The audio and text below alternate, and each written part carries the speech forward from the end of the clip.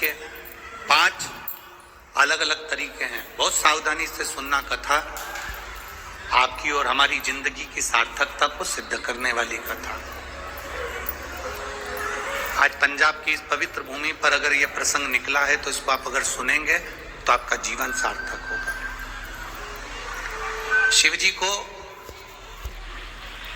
5 तरह से जल चढ़ाने का तरीका है। जैसे पंचामृत होता है, दूध, दही, शहद, घी, शक्कर, ये सब पंचामृत के अंतर्गत आते हैं। उसी तरह शंकर जी को 5 तरह से जल चढ़ाने का क्रम वर्णित किया गया। आप उसको समझेंगे, बहुत सावधानी से समझिएगा। पहला, जल लेकर आए, सीधे डायरेक्ट शंकर भगवान के शिवलिंग पर चढ़ा दिया। ये प्रथम जल का चढ़ाने का तरीका। दूसरा, जहां से पानी बहकर जाता है, जहां से जल बहकर जा रहा है, उसके ठीक विपरीत जल उत्तर में जा रहा है, आप दक्षिण में खड़े होंगे और दक्षिण में खड़े होकर उत्तर की ओर मुख करेंगे और शिव जी को जल समर्पित करेंगे। ये रोग मुक्ति करने वाला है और हमारे रोग पर हमें विजय प्रदान करने वाला है। ये जल चढ़ाने का। एक सीधे मंदिर में गए, लोटा भर कर जल उठाया, शिव जी को चढ़ा दिया। दूसरा जल, जहां से पानी बहता है, शिव जी का चढ़ा हुआ जल जहां से बहकर जाता है, उसके ठीक विपरीत में शिव जी का जल इधर जा रहा है तो तुम यहां खड़े हो, तुम यहां बैठो, यहां मत बैठना, यहां मत बैठना, इधर बैठो। अगर रोग का निवारण है तो यहां बैठकर। तीसरा, अशोक सुंदरी से जल चढ़ाते चढ़ाते शिवलिंग तक लेकर जाना और शंकर भगवान के शिवलिंग पर पूर्ण जल समर्पित करना। ये तीसरा तरीका। ये कार्य की सिद्धता के लिए। हम जब किसी से आस न लगाकर परमात्मा से विनती करते हैं तो वो विनती करने का तरीका। तीसरा।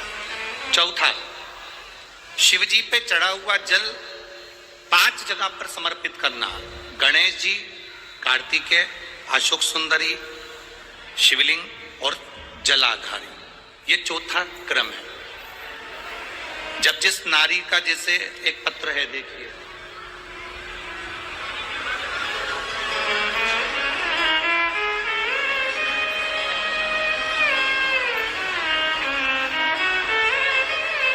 मेरा नाम मोनिका है, मेरे पति का नाम संजय सिंह है।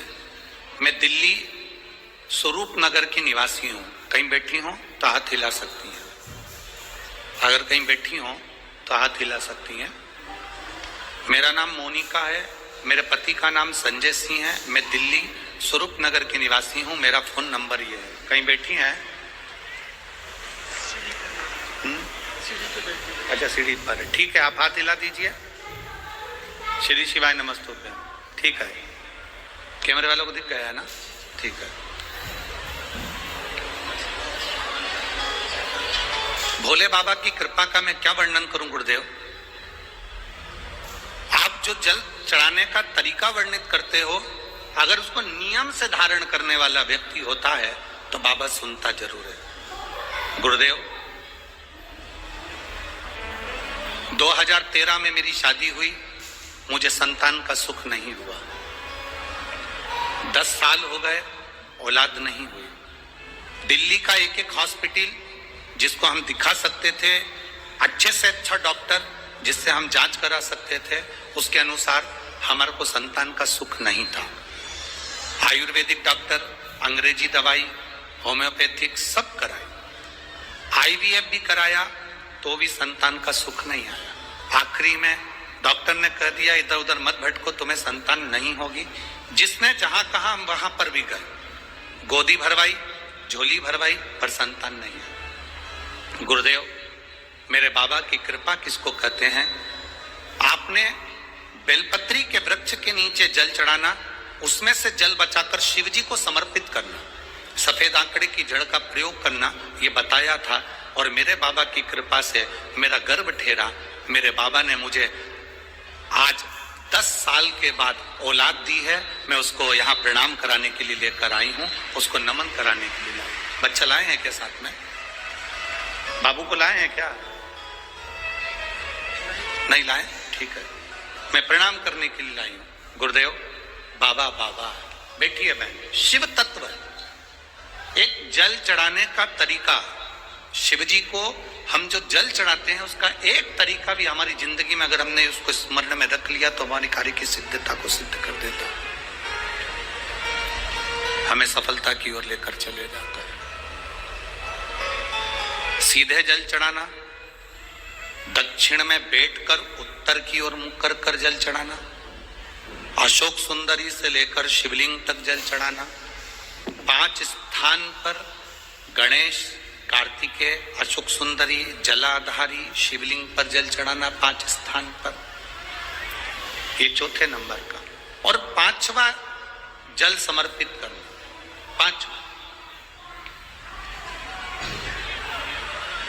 5वें नंबर का जो